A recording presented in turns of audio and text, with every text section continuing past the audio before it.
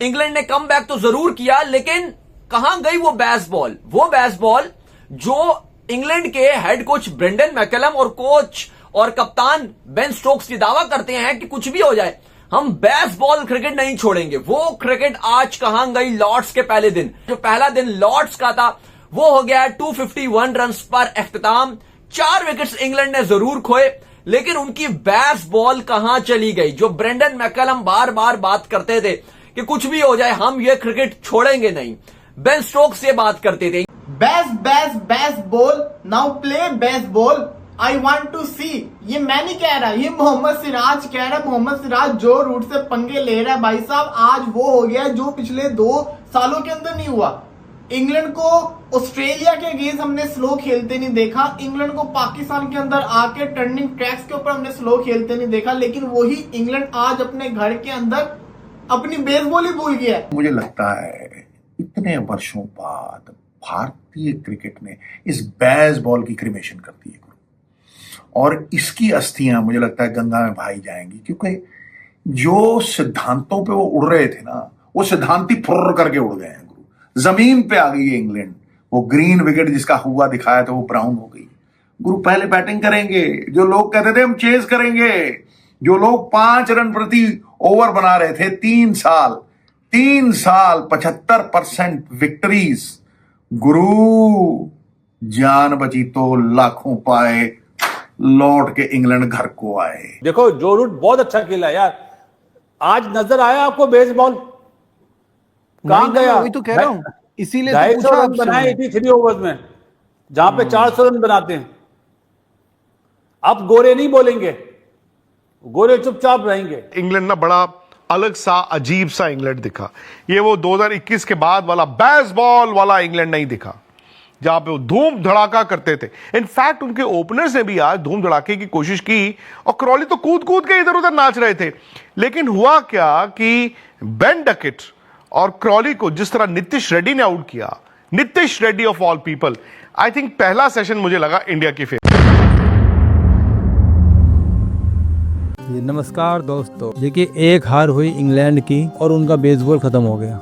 जो उनका खेलने का स्टाइल था वो भूल गए। जिस चीज़ के लिए पिछले 3-4 साल से उन्होंने ट्रेंड सेट कर रखा था कि हम टारगेट करेंगे, टारगेट को चेज करेंगे और पेस खेलेंगे, ड्रॉ नहीं करेंगे, वो सब भूल गए। अब जो इंग्लिश टीम बात कर रही थी हम टेस्ट क्रिकेट को बदलने जा रहे हैं, एक नई अप्रोच लेके आ रहे हैं और अब हम कभी ड्रॉ के लिए नहीं खेलते, चाहे 4 की एवरेज चाहिए हो, 5 की एवरेज चाहिए हो, चौथा दिन हो, 5वां दिन हो, लेकिन हम रिजल्ट के लिए जाएंगे। बेसबॉल जो बहुत प्रचलित हो रहा था आजकल खासकर इंग्लिश क्रिकेट के साथ, लेकिन एक हार के बाद अब वो सब भूल गया। इंग्लैंड की क्रिकेट का स्टांस पूरी तरीके से बदल गया है। पहले दिन 251 पे 4 83 ओवर में इंग्लैंड के बल्लेबाज पूरी तरीके से खामोश रहे और वही पुराना ट्रेडिशनल टेस्ट क्रिकेट हमको देखने को मिल रहा है, बॉल को रोकना, डिफेंस करना।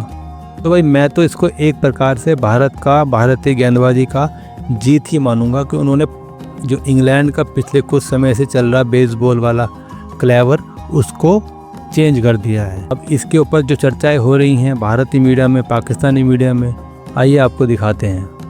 इंग्लैंड ने आज एक बड़ी तब्दीली की थी और वो ये थी कि जोफ्रा आर्चर 1596 दिनों के बाद, ये अपने में ही बहुत बड़ा हिसाब है, 1596 दिनों के बाद, सालों के बाद टेस्ट क्रिकेट में अपनी वापसी कर रहे हैं। अभी बोल नहीं क्योंकि इंग्लिश टीम बैटिंग कर रही है, दूसरी तरफ भारतीय टीम भी जसप्रीत बुमराह के साथ जो है वो ये टेस्ट मैच खेल रही है, लेकिन वो इंपैक्ट जसप्रीत बुमराह अभी तक वो डाल नहीं सके।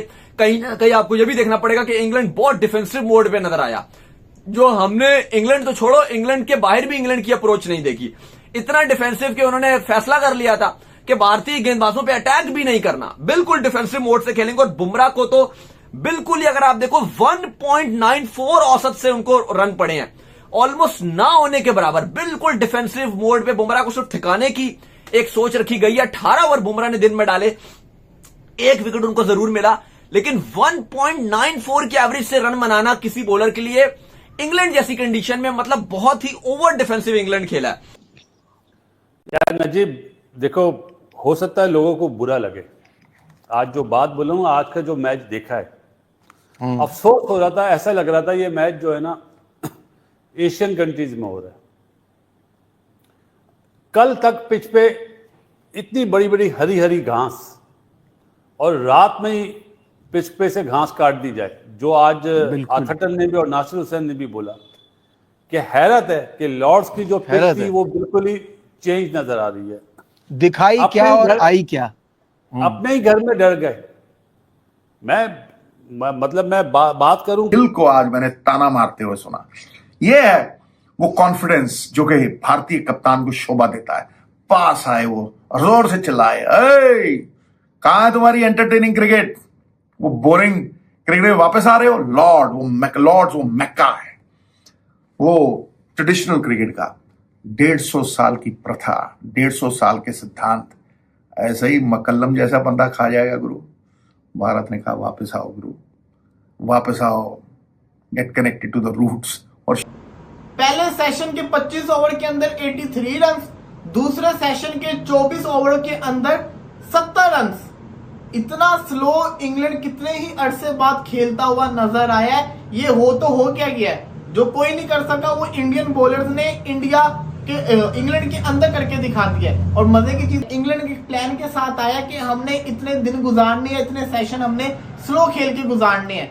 इंग्लैंड के एक माइंड के अंदर एक अलग ही कहानी चल रही है। वो क्या प्लान है वो इंग्लैंड ही जानते, लेकिन बहुत अरसे बाद इंग्लैंड को असल टेस्ट क्रिकेट खेलते हुए देखा। बिकॉज इंग्लैंड ने ना खुद आज कहा कि हम बैटिंग करते हैं। वो इंग्लैंड जो चौथा खेलता था, यानी कि पहले सामने वाली टीम को खिलाता था, उन्होंने कहा आज हम पहले खेलेंगे जी, हमारी अब टेस्ट क्रिकेट की रणनीति में चेंज।